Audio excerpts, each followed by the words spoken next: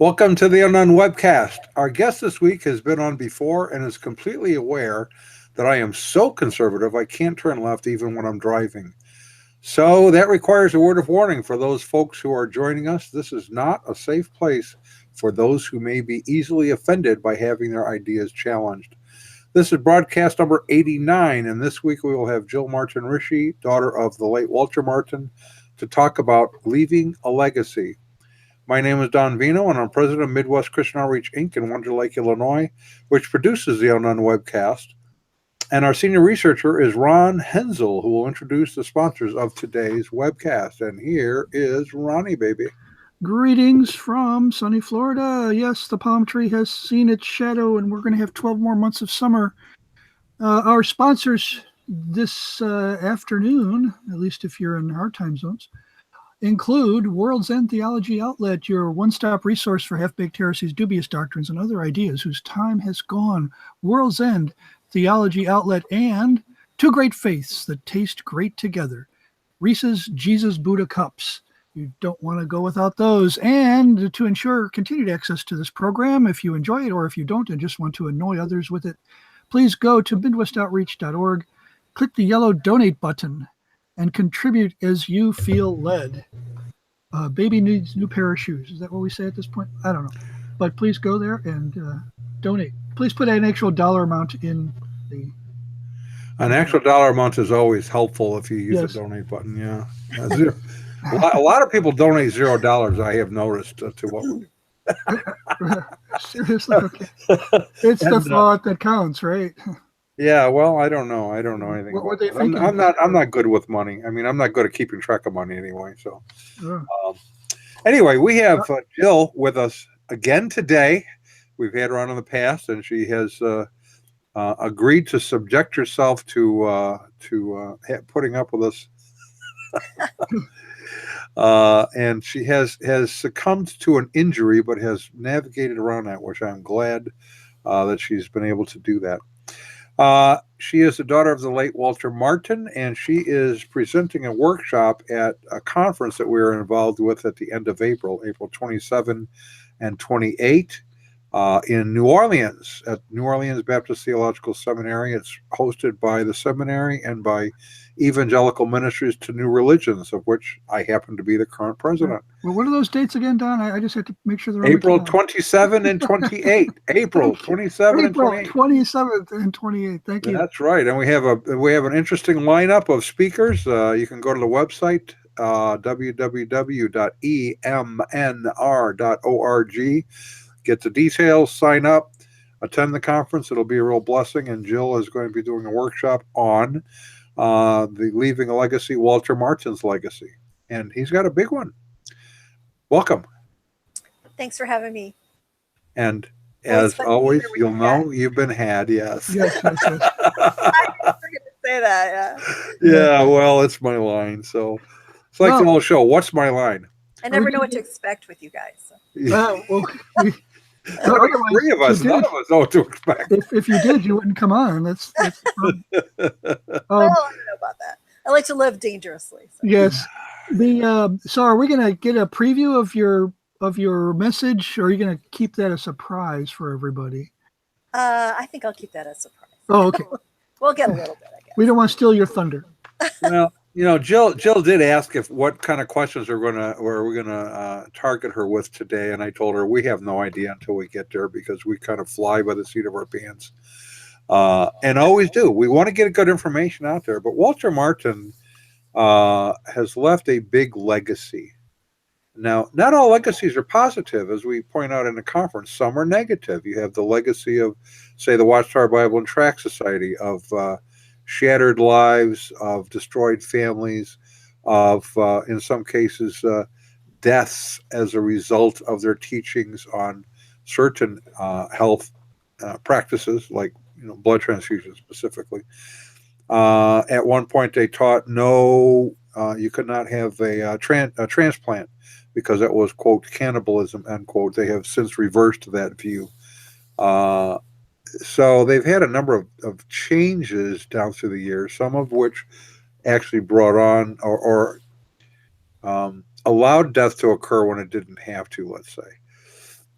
So those are bad legacies. Jonestown would be a bad legacy. A friend of ours actually was at Waco when that went up for. Actually, she had just left prior to the place going up in flames, and she's coming out with a book probably in the next 3 months on her experience there. Uh, and so, not all legacies are good. Walter Martin's happens to be good. Now, it seems to me this is just my perspective. I never met Walter when he was alive. But he influenced me dramatically as he did others. And it seems to me he was the man for the hour because he had thick skin. Yes, he did have thick skin. I think that's something you can only get though when God calls you to do something. It's very hard to stand up and fight day after day, especially when you're not only fighting, at particular places where you're teaching, but you're also fighting nasty letters that come in the mail, threats, you know, all kinds of things going on behind the scenes where you're getting shot at from your own side. So it isn't just that things were coming at him from the cults and the occult, he was also getting shot at from his own side. So, yeah, I think you have to develop a really thick skin. And I think the Holy Spirit protects you and helps you with that because otherwise you can't make it through the battlefield without it. And I think my father's one great example. One of my favorite audios he does is on spiritual warfare and how he talks about what it's like to be out there on the battlefield. And that really represents his life. Okay, now I'm glad you brought that up because here's my question.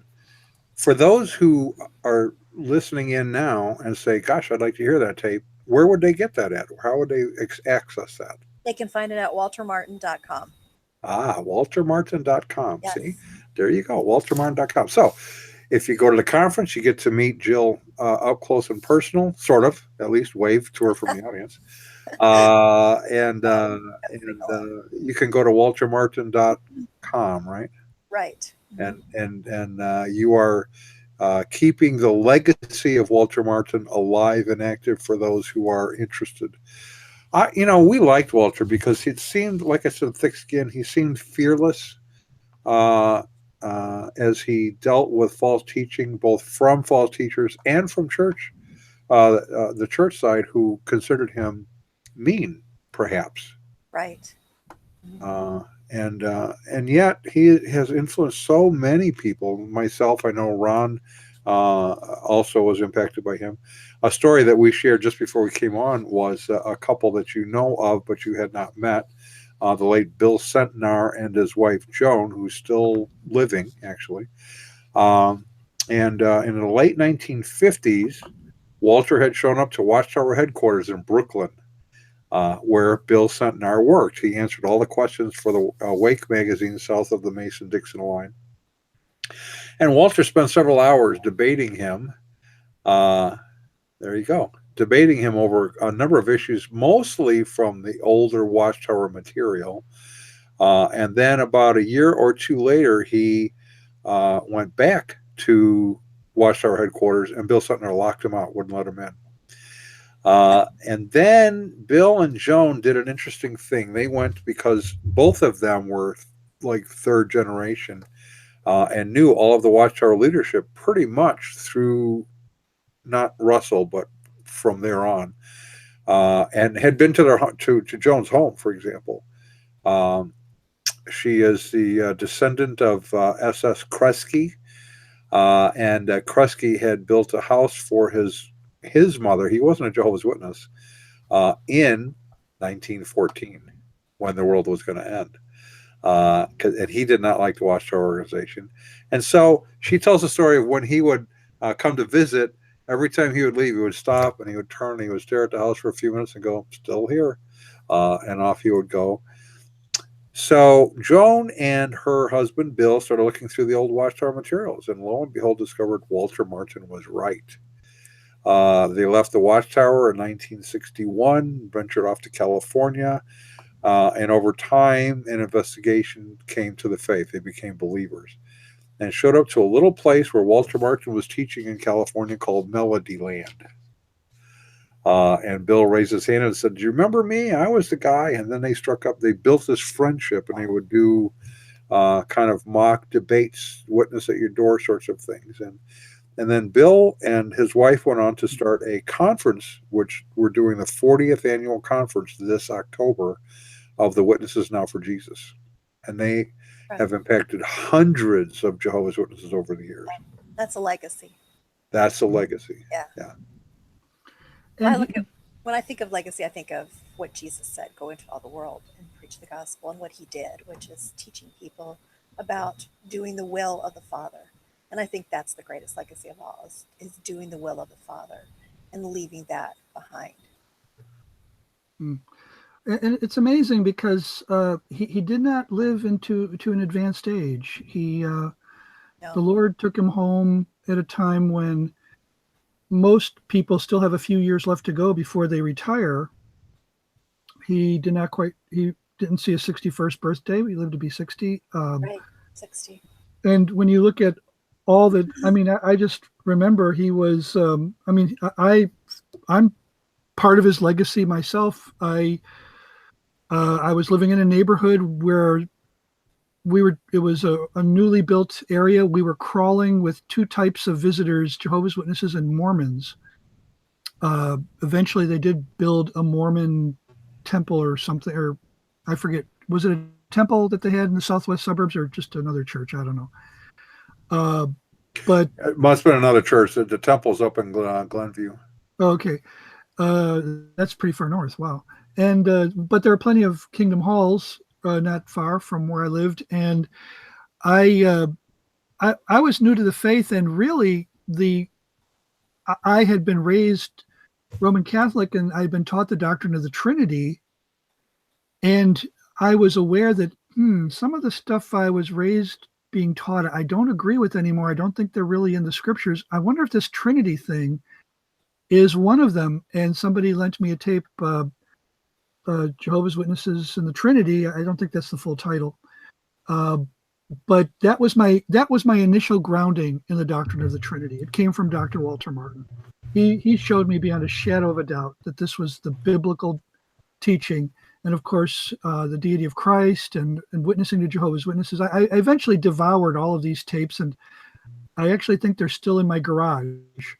The problem is I don't have a cassette player to play them on. So if you've got them online, I think I want to download them again and have them. You'll just let me know. Okay. Yeah. So, and where was that at, Ron? Where would you have to go to download those? Wasn't it waltermartin.org? .com, yeah. Or .com, I'm sorry. Or .org. We've got them both. So. Oh, see, I was right, even though I was wrong. So, he was definitely, I count him as one of my tutors in the faith in my earliest days, even though I never met him either. I still have my copy of Kingdom of the Cults from back then. I still have my copies of Jehovah of the Watchtower, several of his books. I'm looking over to my left, and I think they're on that shelf over there. And they're still important to me. One chapter in Kingdom of the Cults that I really wish I'd paid more attention to was the psychological structure of cultism. Yeah, that's a fascinating one. Really wish I'd read that more thoroughly. I kind of glossed over it. I wanted to get straight to the Bible text. I really thought that, if you just get these texts mastered and have the right arguments and always present it the right way, that you're going to convert them. And I think if I'd read that chapter, I would have been a little bit more realistic, number one. And number two, I would have been aware that, there are some groups that have evangelical statements of faith, but boy, they behave just like cults. Right. And they sneak in one little weird thing that they do, and they end up doing to you things very similar to what cultists do in terms of separating you from your family, giving you a kind of a paranoid worldview. And that actually did happen to me, and I was quite embarrassed to go back and read that chapter later and say, I could have avoided a lot of hassles in my life if I would have listened to Dr. Martin. So there you go. Yeah, the cults, I love especially how he points out that the cults achieve their greatest measure of success when they use Christian terminology. When they And that take, was, yeah, yeah, they and that take was echoed by scripture. another book, Yeah, Harold Bassell's book. What was it called again? Unholy Devotion. Why the cults lure Christians, and really, he says the same thing. yeah. And I that it's funny you should say that about that chapter because I was just working on that yesterday. We're having a new revision coming out for Kingdom of the Cults, and so I was working on that yesterday, looking through it. And I think the one thing that really struck me was the simplicity of it. There are a lot of in depth ideas, but it's a real gift, I think, and part of his legacy that he could take these ideas that could be complex and translate them into a very simple, clear message. And that means, dropping all the 4, 5, 6, 7, 8 syllable words, Hmm. that he could easily have used in that. We hear today from some teachers in the church where they seem to use these really large words and large phrases, and they think that that makes them a more academic teacher, a more gifted teacher. But he always said that that's not, in his opinion, what a gifted teacher was. A gifted Yeah. teacher could take anything that was complex or anything that could be confusing or anything that really needed that strong translation into a simple, calm, truthful fact. Or I kind of equate that into something that I try to do, which is I tell people when I go to teach, and Walter Martin did this for me. Very often, I find that teachers, when you go in, they give you like a suitcase, and they fill it up with paper, but they don't give you any way to carry it around. no, And Walter Martin seemed to be able to give you the suitcase with all the paper in it and a handle, so you could carry it with you when you left. I mean, it's now useful right? information. It isn't something you're just dragging around to show people I have it, Yeah. but it's usable now. By the way, we have someone from London tuning in here Aha. and making a whole string of comments. I won't be able to paste them all in, but telling us that your dad got him out of something that was not good with operating within the church. Also, that it helped him understand JWs and Mormons, which are very different, but have sound similar to Christianity. And that he has a Kingdom Hall near him in London that is now closed, which I think Oh, wow. Isn't that good news? that is, yeah, absolutely. Uh, and let's see, ask Jill what her father was like as she grew up. So there you go, from Mark in London. He was really a great father. He was very funny. When I was younger, he was gone a lot. He was traveling with Billy Graham and their team across the Far East. And so when he was younger, we would wait for him. When I was younger, we'd wait for him to get home because he would always bring us gifts from wherever it was he'd been traveling. And then because he was gone during that time when I was younger, he would have something we called Daddy's Day that was always set up on Saturdays. And so on Saturdays, my father would take all 5 of us out to a park or somewhere, and we spent the day with him. So he genuinely was a father who loved and cared for us very, very much. And we never doubted ever that we were loved or that he valued in each one of us something different. And he said that to me when I was older. We'd go in and talk to him a lot when he was getting ready to go out because my father loved to go out to eat. And so he would take us, he'd wake us up on a Saturday and say, come on, when we were out in California, let's go have lunch. So we'd go in and sit a lot of time when he was getting ready, sit with him in his room and talk to him when he was getting ready. And I remember sitting there one time talking to him and he said, there are things about each one of my children that I love. He said, I can't say I love one more than the other. He said, I just love different things in each one of my children. And Hmm. that's the kind of a father that he was. He, I want to talk for a moment about the legacy of faith with Walter Martin and his kids. Because I notice you've got kind of what I would, the preacher's kid or the missionary's kid, some of which manage to hold on to the faith of their parents, many of which rebel against that faith. How was it that your dad was able to pass down the faith to you, or not just the faith, but now this is you personally. This is not necessarily your siblings, but how is it that he passed on the faith to you in such a way that you embraced it and made it yours and felt that defending the faith was something worthwhile?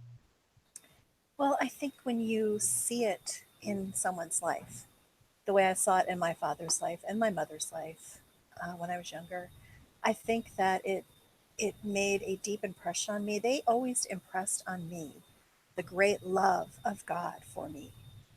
And I went to camp meetings when I was little. We were literally immersed in the church. And I think, a lot of preachers' kids are. Some of them rebel and don't come back.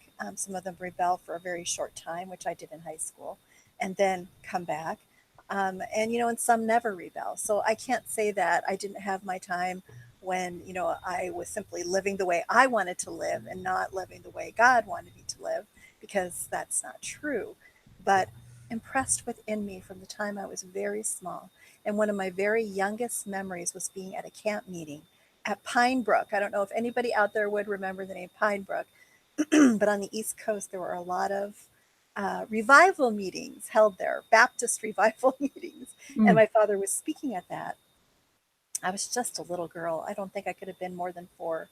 And we were there. And I remember one of my youngest memories is kneeling by the side of my bed and my father kneeling there with me as I prayed to ask the Lord into my heart.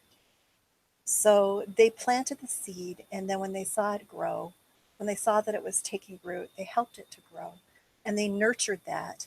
And my father challenged us with questions, challenged us to think. I remember standing in the kitchen with him, arguing back and forth on a point, not to argue because we were fighting, but to argue simply from the standpoint of liking that argument, discussing the argument back and forth.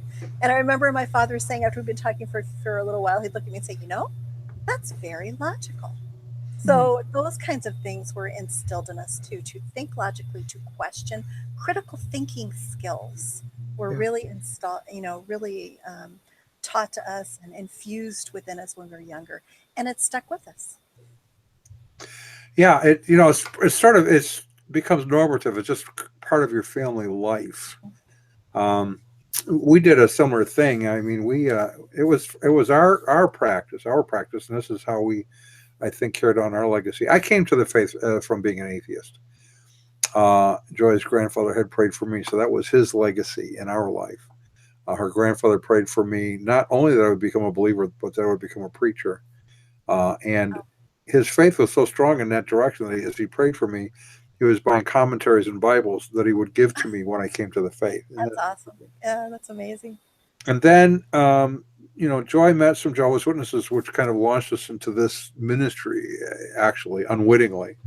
But we always engaged around the dinner table. We had dinner as a family every night without fail.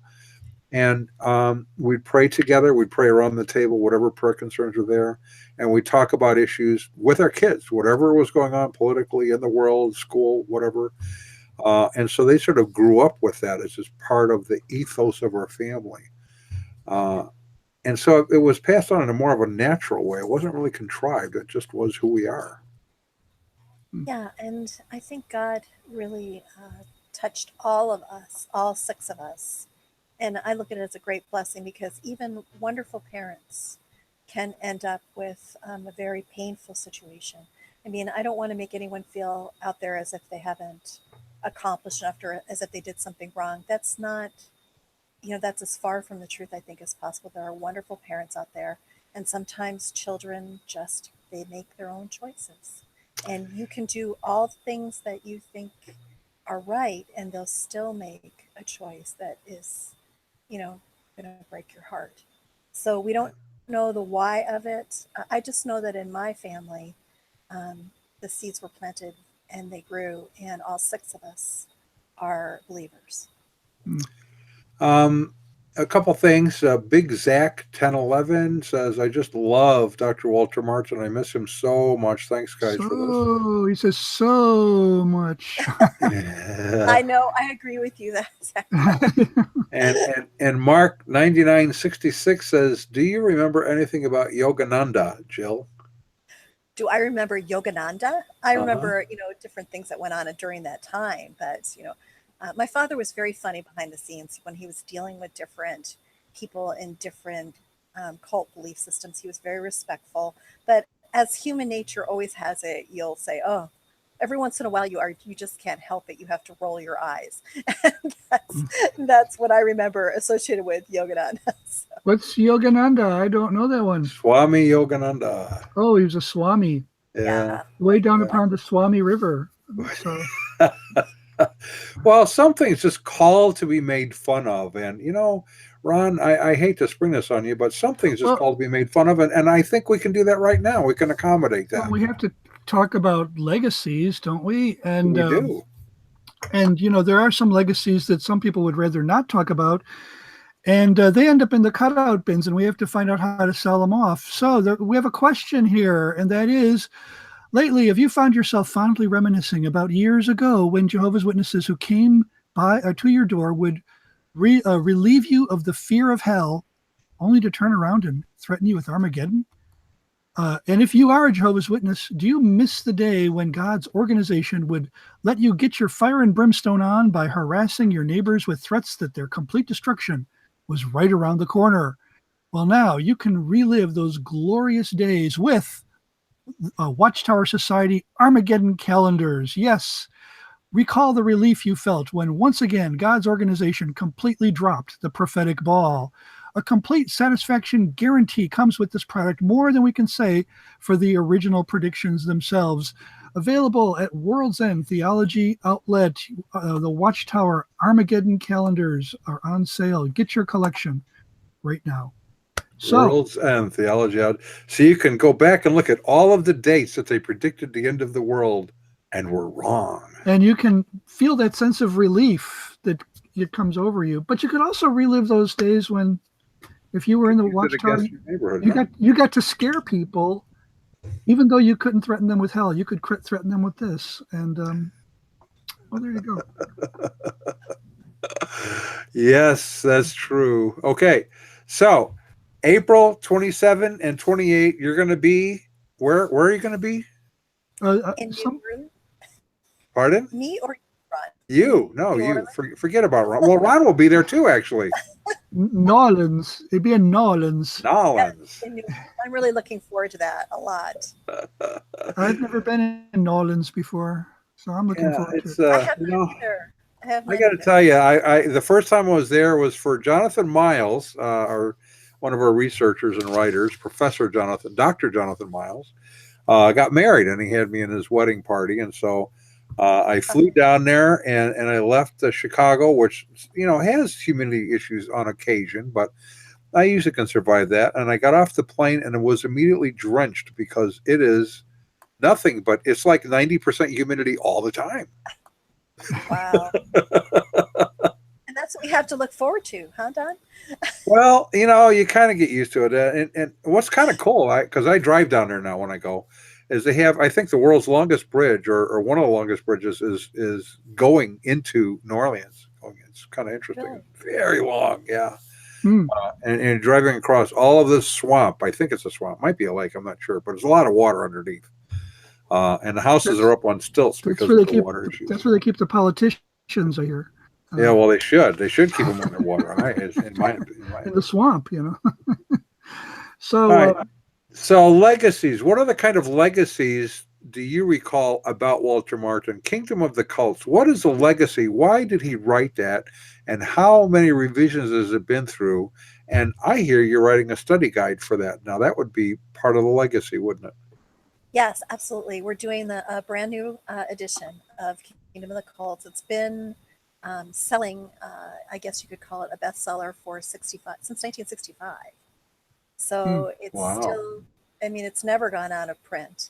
So it's still out there and going strong. And I think it is because it has basic truths, like I was saying before, where you can read them and understand them, and they're intellectually offered. So when I say simplistic, I don't mean like grade school level. I mean the truths are simplistic and presented in that way, but they are academic truths, and it just puts it all out there, and you can pick it up and find the information you need, the facts you need, quoted from books and newspaper articles and magazine articles that are not out there anymore. They're not easy to find.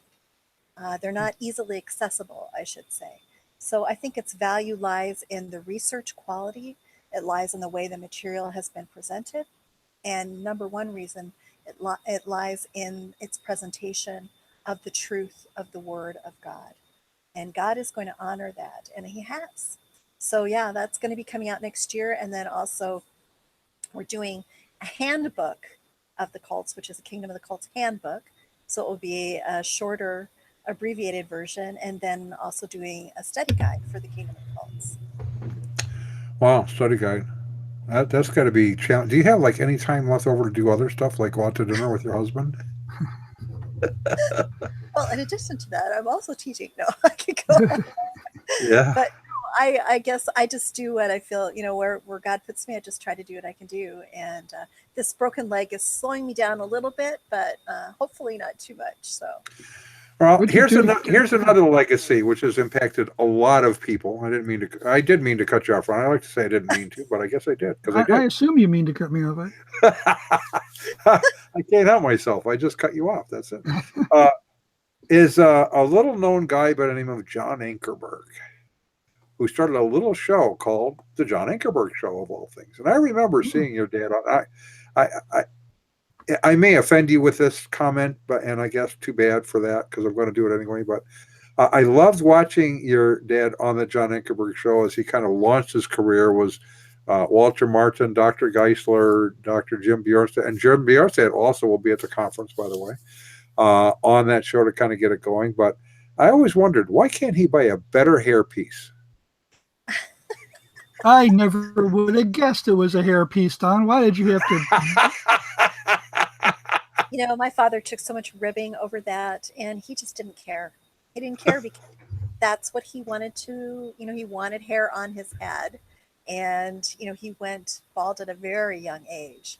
And so he just felt like it made him look better. And he just, he bought what he could afford, I guess. I don't know quite how to answer that. But yeah, he should have gotten a hold of William Shatner's stylist. Maybe he could have.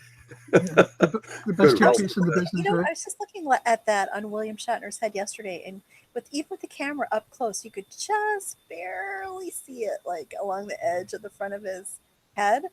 So yeah, he was really. But that's a quality. You have money, you can buy that. Yeah, the you mentioned the Kingdom of the Cults, and that was his magnum opus, you might say. There were some other really great books too, but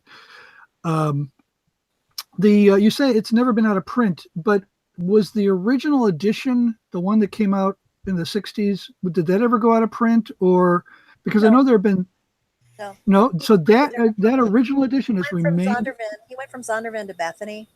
And okay. It never went out of print. Excellent. But then the other editions that sometimes came out parallel to it, which sometimes like there's one I'm not particularly fond of because as I understand, it omitted the chapter on the psychological structure of cultism. Those were almost like competing editions, weren't they? Well, they're out there at the same time, but Right. It's considered a new edition. The 97 edition that you're talking about was managed by Bob and Gretchen Passantino. And they pretty much took their views and put them into my father's book, which I can say here in public because I did confront them on that privately for several hours on the phone, asking them why they did not go to my father's material and use his work, why they felt it was necessary to insert their views into the Kingdom of the Cults, and they simply could not answer me. Really? They had no answer. I'm glad to hear somebody did this because it was there's a history behind this. And I was tempted to talk about it at New Orleans, but Don asked me if I wanted to give a lecture, and I just have too much going on right now. I would not have been able to devote the time to it. But the prior to that edition, there was this huge explosion around a particular Christian organization in a particular city in the United States, which was not ever called a cult, but at least by the people who were writing about it. Some of the ex-members of this group have called it a cult, but this was not the essence. It was called an abusive church, a church that abused. And the Pasentinos were enlisted by this organization very early in this battle to defend this church, this group. And one of the basically, it seemed to me that the point of view that they were pursuing was that uh, it's never about the psychology. It's never about, to be a cult can never be in any way about abuse. It's always just about doctrine, and that's the only time we can really get involved in these discussions. And when we get over into areas of, well, people were attacking the idea that there is such a thing as mind control. This battle was being fought on multiple fronts over multiple topics, and really it was like there was a circle the wagons mentality around this group, um, and and then it didn't really surprise me that when the new Kingdom of the Cults came out, it was edited by the Pasentinos, and that it omitted that chapter. That chapter, right? It was yeah, there in my opinion there were a lot of distortions going on. uh I don't presume to know what your dad would have said about this whole controversy, although I have a sneaking suspicion he would have had his own opinion. What do you think it might have been? My dad had had a falling out with Bob and Gretchen Pasentino, and I do not think that he would ever had them edit that edition ever. Well, And I think it was I think it was something that my father tended to compartmentalize things. So he would take the ministry and keep it in a separate compartment from family life. So whatever was going on in the ministry was not necessarily something we would know on the family side. And Okay. so Darlene Martin did not know some things that had happened, and many people did not know some of the things in the family, did not know what had happened. And so certain people were given trust and responsibilities who should not have been given that trust and responsibility. And so that's how that edition developed the way it did. And it wasn't until later on when some of us ceased to trust certain people that we began to discover things that had happened and some of the things that were going on behind the scenes, and had people come to us who were eyewitnesses. So this was not gossip.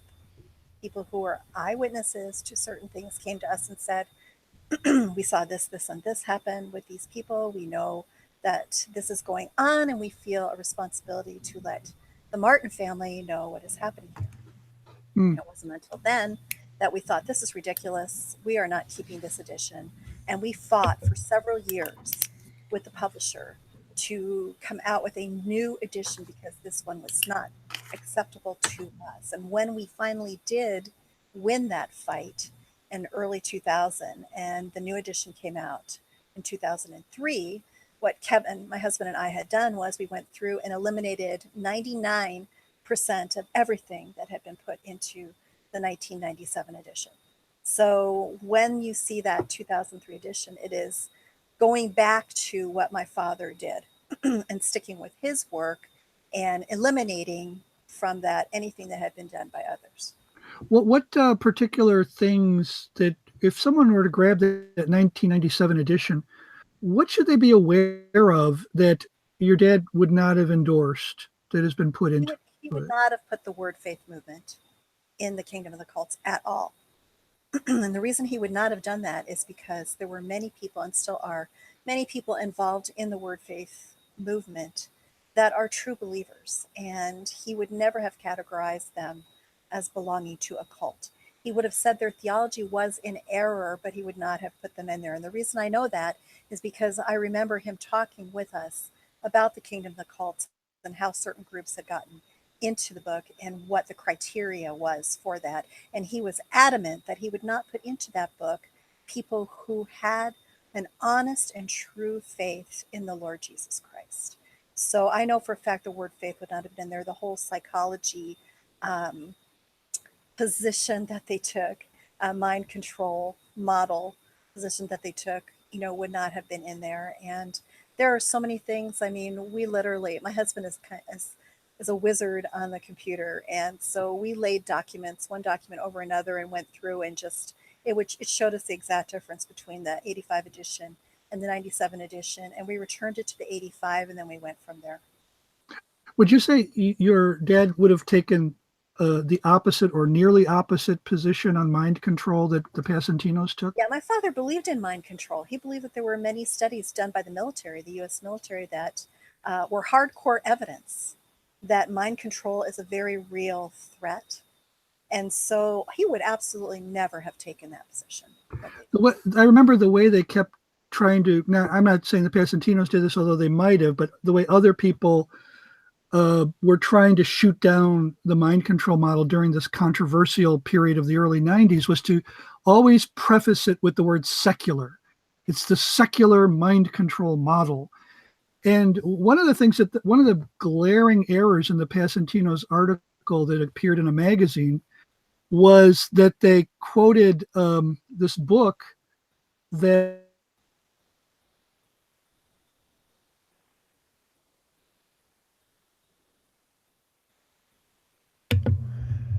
Can you hear me? Ron just froze up. So we're going to pick up while he's figuring out that he's froze up and comes back. It sounded like a really good question. You can you hear me? Yes. Can you hear me now? Yeah, we can kind of hear you now. You're sort of in and out a little bit. Let me adjust my bandwidth. All right, go ahead. We got you now. Okay, I just adjusted my bandwidth down. So where did I leave off? We were talking about a book. Okay, there was there was an article by the Passantinos that was attacking a book that they said it was on the side of the secular mind control model, and there was no way Christians could agree with that premise. Well, it just so happens that John R.W. Stott had written years earlier in agreement with the premise, that the same premise that your dad would have accepted, that, yeah, mind control exists. We might haggle over its precise definition, but it's there.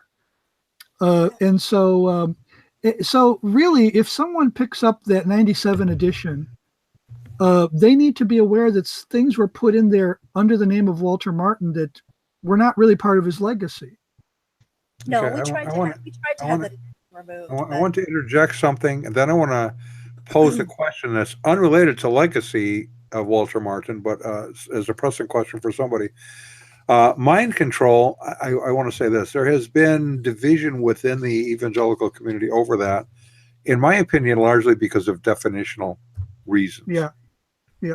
There's kind of this feeling on one side that when you say mind control, it gives the impression that the person in a group has no ability to make decisions. All decisions are made by somebody else and manipulates them because they're controlling their mind. Others, like myself, would say your worldview has changed and you are still making choices. Obviously, you're making choices because some choose to leave. So you are still making choices, but they are based on acceptance of a worldview that is false. And so you're making choices in what you believe are your best interest based on false information disseminated by the group you're in. Would you agree with that, Ron? Yeah, I would only add to it that if you're being subjected to this, it's not just that the information is false, it's that you are being prevented from considering contrary information. You're being manipulated into information control, those kinds of things. Right, information control, so that your ability to choose between the one view and another view is you're just not allowed to even listen. Well, so it's compromised, but not completely taken away. Well, in the group I was in, one of the first steps to leaving was when I bought the book Churches That Abuse. Right. And I told the leader that I'd even bought it. Right. How dare you even buy that book? What were you thinking? This is the most outrageous thing. And it's like, you cannot expose yourself to those accounts, to that narrative, to that analysis, and that is a very persistent theme in all of these groups. That it comes in different forms. Sometimes it's just you're kept too busy, right, to even consider the other points of view. right. So Okay, so here's the question that was raised. Mark 9966 says, I have a question for everybody. Now, we're not going to ask everybody, just the three of us. Everybody else Okay. is going to answer this. Are ghosts and aliens just demons, or could there be souls of dead people or spirits roaming the earth? I thought they were from Klingon, the Klingon homeworld. I always go back to what Jesus said. I think Jesus showed us a very clear picture of what happens after death. And he said you either go one place or you go to the other. So there are no spirits of anyone wandering around out there seeking the light or needing to be brought over to the light, to the other side, to the light. That's Amen. a lie. That's Amen. a lie. So I guess I go to the authority, the greatest authority there ever was and ever will be, and that is Jesus. So. Right, and I would kind of land on the side with UFOs of demons impersonating Absolutely aliens or spirits of dead people. Probably that's what's going on in terms of those kinds of manifestations. I think so, based on the theology that's coming out of UFO encounters. And we talk about that in the kingdom of the occult. And in there we point from one particular theology to another theology. And every single theology, without exception, that comes from a UFO encounter is anti-Christ, right, anti-Christian, anti-biblical. They don't give altar calls in those accounts. They don't, and I always wondered why a civilization would fly 30,000 light years from their planet to our planet just to tell us that Jesus isn't God. I don't understand it. I know. Why is that such an important thing that they would make that kind of a trip? And do they really have that book To Serve Man on their spaceship? Oh. Now you're going back to Rod Serling. You say your father traveled with Billy Graham. Did he get to know him at all? Oh, yeah. He was one of his advisors. Oh, excellent. And so, Dr. Graham just passed away. And so. Very involved with the Billy Graham organization. And they did ask him to work for them, but he did not want to move to Minneapolis, St. Paul, which I find very ironic because eventually God moved, four of his 6 children to Minneapolis, St. Paul. How funny is that? Yeah. He didn't like the snow. That's okay. No, he did not like the cold. He did not like the snow. But in retrospect, I wish that maybe they had reconsidered. Well, you guys had lived in New Jersey when you were younger, didn't you? Yeah. And this is older than New Jersey. Yeah. Well, the winters are much milder. At least, from what I hear, they're milder in New Jersey. Yes, is that not true? They were. Yeah. Well, it's because there's a lot of hot air in New Jersey. So. Well, I can't disagree with that. Ron, speaking of hot air, I haven't spoken of that lately, but we need to we need to tell a little story here, and it goes like this. So one day, Rob Bell was walking along, not watching where he was going, and he smacked right into the Dalai Lama. And the Dalai Lama said, "Hey, you got Christianity in my Buddhism." And Rob Bell said, "You got Buddhism in my Christianity." And then they decided that it's not all about truth, but experience. And isn't taste one of the best experiences? Two great faiths that taste great together. Reese's Jesus Buddha Cups. Get them today while you can. Reese's Jesus Buddha Cups. So, sometimes you just feel like a nut, sometimes you don't. But but a lot of times these nuts get into the church. And so your dad was primarily concerned with the stuff out there, the stuff that came knocking on your door occasionally, the stuff that maybe your kids were going to encounter in college. We tend to get involved in a lot of stuff that comes into the church through the back door. To what extent was your dad involved in that kind of thing? You mean as far as false theology in the church? Yeah. Yeah, like especially when cultic theology, like for instance, Don talked about the doctrine of the resurrection. being promoted in one part of the church in a way that made it sound just like Jehovah's Witness doctrine. Well, I think he addressed that. He addressed a broad spectrum of things. He addressed like the cult of liberal theology. He goes into things like that. When he goes on 7 campus curses, he goes into things that are coming into the church, or and then we see kind of this mix of beliefs being taught on college campuses. So I think he did address that. He addressed it in, especially he felt a need to write Essential Christianity. And we have the ebook for Essential Christianity. And we also have the ebook, I should mention quickly here too, as far as legacy, for his Roman Catholicism book that he did.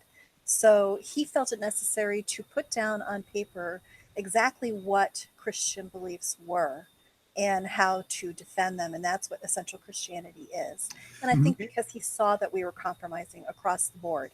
Seminaries, everyone was compromising. Right, as you raise that is so important, and it reminds me, Ron and I have had long discussions about this, and we've written on this a lot, is one of the themes I see down through history is the legacy of false teachers creeping into the church, and the legacy of God raising up individuals to stand against the false teaching and then reestablish the essentials of the faith. I mean, that we see that happen in, for example, the 1900s. The church wandered sufficiently away from the faith that in the early 1900s, they started publishing a whole set of books called The Fundamentals. Why? Because the church had lost grasp of the fundamentals of the faith. You see that resurfacing again with Dr. Walter Martin. That's his legacy of saying, wait a minute, we've departed from the fundamentals of the faith, or the essentials. And so he published his work on the essentials. We kind of have done the same drift away. Now, I'm going to be unpopular, but again, I have kind of thick skin. In fact, we say about us around here that my wife has been called the whore of Babylon so often by Jehovah's Witnesses that we just call her Floozy for short. Oh. Just makes it easier. And that is, in my opinion, the seeker-sensitive / purpose-driven church has been a detriment to the church, because everything is focused on not offending people, but giving them kind of user-friendly talks, how to have a better marriage, how to have a better business, and so forth and so on. I'm not saying that the gospel isn't given out there on occasion, but there's no serious thought or teaching on sound, essential doctrine, because that might be offensive. The result is an article that I saw probably 6 or 7 months ago that something like 70% of evangelicals are heretics. That's a sad commentary, but that's where we're at. Well, and go ahead. I was just going to say, if you go back to what Jesus said, he basically said this is going to happen. The road is narrow. It's not a wide road, and we shouldn't expect to see a lot of people on it. And if we do see a lot of people on it, then we should question. You question how many of them really do believe, or how many of them are interpreting things, picking and choosing things from Christianity that make them feel comfortable. Right. So, yeah, that's where I always go back to Jesus. Well, and one of the things that has been a frustration, I think, to both Don and I, and especially Don, I think, is that when you bring the kind of presentation that you have in Kingdom of the Cults to many pastors, their eyes glaze over, and they just don't see how they can use this in their church. And then one day, either one of their kids or the kids of one of their congregation members joins the Jehovah's Witnesses, or joins the Mormons, or goes off to a college campus and becomes a Hare Krishna or something, and then suddenly all this stuff that, they couldn't figure out how to apply is not only applicable, but desperately urgent. You better have the answer right now. And when they've been neglecting this all the time, and the other time is not just when children depart from the faith, but it's also when it tries to come into the back door of your church and it starts making inroads, right, and you don't know what to do about it, but you have not studied what these groups even teach. So you're not prepared. And you don't realize just how savvy and just how experienced, I'm just going to say how experienced Satan is, how finely tuned he has sharpened their arguments, so that when they come in your church, you might not have very long to deal with it. Yeah, it's studying to show yourself approved, a workman who does not need to be ashamed. And Okay. unfortunately, Let, people. let's pose a question on legacy. By the way, the conference is in New Orleans. You can look at it on our website, EMNR, Evangelical Ministries to New Religions, emnr.org, and sign up and attend. But here's one. It's kind of one of my favorite verses is in Acts 20:28 and following. As Paul is with the Ephesian elders, now he's spent time training those elders, and in an emotional moment of some sort, he's meeting with them and says to pay attention to yourselves. So that's the first thing. As leaders, pay attention to yourselves. To what? Your teaching and your doctrine. Pay attention to those who would come in from the outside. In other words, guard the border from false teachers who would creep in and compromise the faith. So you have to protect the flock, guard the flock from them. And then the third area is to guard those who would rise up from within teaching false doctrine. That is the legacy that Paul mandated for them to pass down. Walter Martin is one who is attempting to do that, in my estimation. So here's my question. How are we doing? From your standpoint, as someone who's carrying on his legacy, how is the church in general doing in those areas? Well, I have to say that from his perspective, he said, let me just step back to what my father said back in the 70s. He warned, if we do not do something now, problems we will have later will be 1,000 times worse than what we have now. And that's what's happened. Things are far worse today than they have ever been before. The response to this I see in some areas of the church, it's very good. There is a core group of people who are stepping out, and they are taking the hits, and they are standing up and saying, this is wrong, we can't let this happen. There are people who are risking their jobs, risking their radio programs, risking other things that are important to take a stand for orthodoxy, for Jesus Christ, for the Orthodox faith. And by that I mean the faith of Scripture. And so they are standing up. I'm not going near the Orthodox Church. I better fix that. Right. Yeah. No, I was fix that. So the Orthodox Evangelical Christian Church, right? Yeah. Yes. So they are standing up for that faith, and they are risking everything to do it. So do I think there is still a strong core of fighters out there? Absolutely.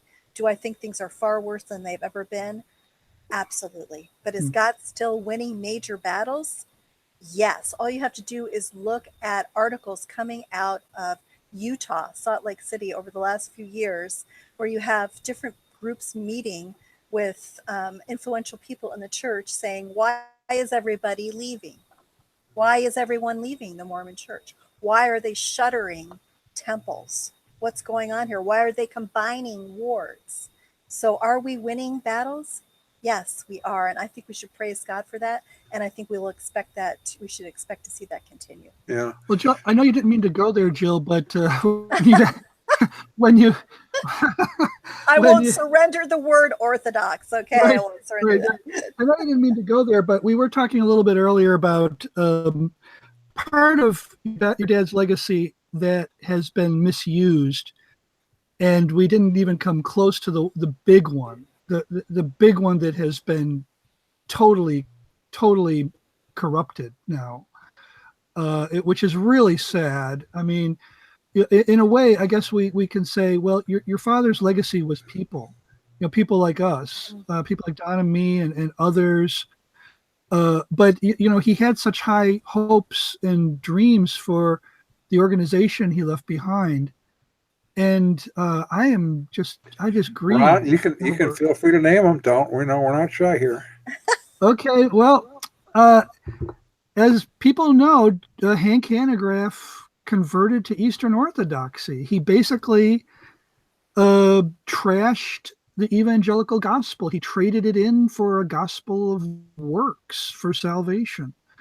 He I'm sure he would probably deny that, but I have studied that theology enough to know that that is what it teaches. Right. That's So right. Mhm. So, and yeah, that was, as you pointed out, a huge legacy that Walter Martin was leaving that has been unfortunately corrupted little by little over time. And we have watched them lose monumental support each time Hank takes a shift away from the biblical evangelical faith that Walter Martin defended and founded his program, The Bible Answer Man, on. so friends, brothers, Right. sisters, Christians listening, if you go to the Christian Research Institute or CRI.org website, just beware. Some of that stuff was there for a long time, and it's okay. I don't know how long it'll still be there. I'm pretty sure they've already replaced the old article on Eastern Orthodoxy, which was biblical, with one that is unbiblical at this point. Right. Uh, but you're going to get there's poison, there's spiritual poison on that website that Dr. Martin would be extremely upset to know about. Well, Le Regeneres says sometimes you need a fur ball even when it's unpleasant. So There you there's a go. cat analogy if I ever heard one, Jill. Cough that one up. Cough Well, that one the up. way I look at it is when Jesus died, and people have called him this throughout centuries, people called him a failure. They called his ministry a failure. Right. That's one of the biggest insults that non-Christians throw at Christians today, is that Jesus Christ was a failure because he died. But we know the truth. And the truth is that when he died, he rose again in great power. And the Christian core of believers that he had been leading and teaching exploded and went everywhere and taught the gospel. And I have seen, in a much smaller sense, I have seen this happen with CRI. It has become corrupt. It has been led in a direction that my father would never have led it. And I think that a lot of people have pointed to that and said, well, it's failed. It's a failure. You know, he failed there. But I look at it this way. I look at you, I look at Ron, Right. I look at all of the apologetic ministries that literally exploded and flew away, traveled away from CRI and have been planted all over the world. Right. And they are spreading the gospel. And so I look at that as my father's final legacy from CRI. That people stood up, recognized the false teaching, recognized the corruption, and said, we are not having anything to do with this. We are going out to teach the gospel and preach the gospel. And that is what my father would have had them do. And that, I think, shows his final legacy. Absolutely, and, Yeah. and we can even name some of them off. Ron Rhodes with Reasoning from the Scriptures Absolutely. Ministries, Mhm. Paul Carden, and Rob Bowman over at which I forget his organization. They're in Michigan now.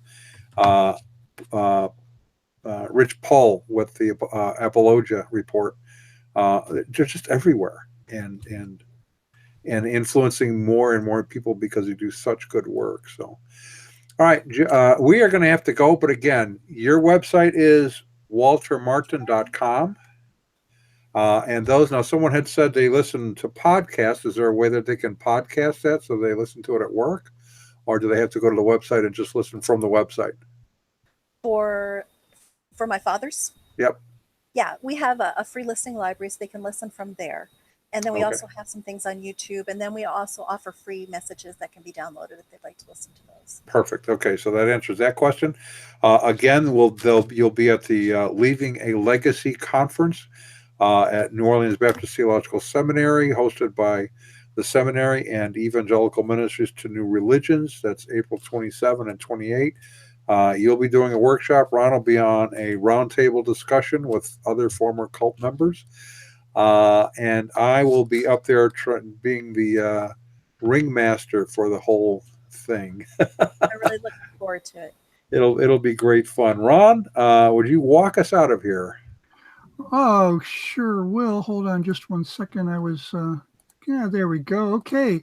Well, our resident cult leader profiler is Neil before me. Our wardrobe manager is See How It Fits You. Our tinfoil hat provisioner is Just in Case. Our Jehovah's Witnesses coverage comes from Armageddon and D. Opposer.